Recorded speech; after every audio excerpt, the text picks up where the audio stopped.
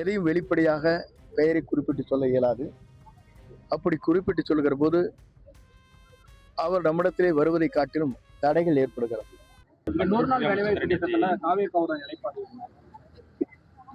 தாவேகாவை பொறுத்தவரையிலும் நாங்கள் ஆட்சிக்கு வந்தவுடனே அதற்கான பணிகளை தெளிவாக நாங்கள் எடுக்க இருக்கிறோம்.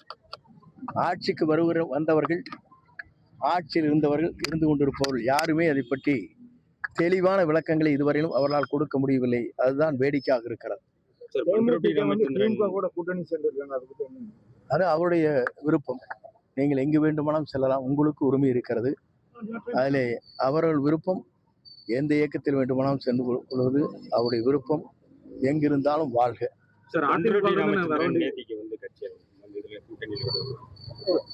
ஒவ்வொருவரும் ஒரு இயக்கத்தை ஆரம்பிக்கிறார்கள்.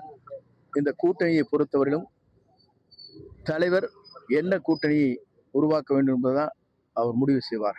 காங்கிரஸ் கட்சி நிர்வாகிகள் பார்த்தீங்கன்னா தொடர்ந்து பெரும்பாலான நிர்வாகிகள் வந்து தமிழக வெற்றிக்கு சொல்லியிருக்காங்க. மாணிக்கம் தாகூர் எம்பி கூட தொடர்ந்து இந்த சூழ்நிலைக்கு எல்லோருடைய மனநிலை அப்படித்தான் இருக்கிறது. தமிழ்நாட்டுடைய மனநிலைக்கு ஏற்ப அரசியல்வாதிகள் அதைத்தான் குரல் எழுப்பி கொண்டிருக்கிறார்கள். அதுதான் வெளிப்படையாக இருக்கிறது. 5000 ரூபாய் பணம் போட்டாங்க. அதுக்கப்புறம் நேற்று பார்த்தீங்கன்னா கோடைகால சிறப்பு தொகை வருஷம் கொடுக்கணும்னு சொல்லி இந்த இத்தனை வருஷமா கோடைகால இப்போ இந்த வருஷம் மட்டும் பணம்னு சொல்லிட்டு எப்படி பார்க்குறாங்க? இது கோடை காலம் என்பதல்ல, தேர்தல் கோடை காலமாக இருக்கிறது. ஆகவேதான் இந்த நிதி வந்து கொண்டிருக்கிறது. கூட கூட்டணிக்கு கட்சிகள் நீங்க பேசாதீங்க. நீங்க என்ன கேட்டு போட போறீங்க? ஒரு நிமிஷம் கொஞ்சம் நேரம் கம்ப்ளீட் உண்டாது. எனக்கு தாவேகா கூட கூட்டணிக்கு கட்சிகள் வரும் அப்படின்னு சொல்லியிருந்தீங்க. உறுதியா பெரும்பாலான கட்சிகள் கூட்டணியை பொறுத்திருந்து இல்லை, நீங்க என்ன பொறுத்திருந்து பாருங்கள்.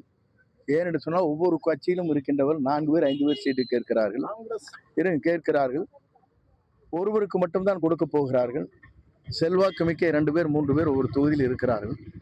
அப்போதுதான் வெளியே யார் வருகிறார், யாரோடு யார் சேரப்போகிறார் என்பதை நீங்கள் பார்க்க போகிறோம். அதிமுகவிலிருந்து இன்னும் வருவாங்க முன்னாள் அமைச்சர்கள் அப்படின்னு இல்ல அதுதான் பொறுத்திருந்து பாருங்க. நான் ஏன் சொல்றேன்னா, எதையும் வெளிப்படையாக பெயரை குறிப்பிட்டு சொல்ல இயலாது.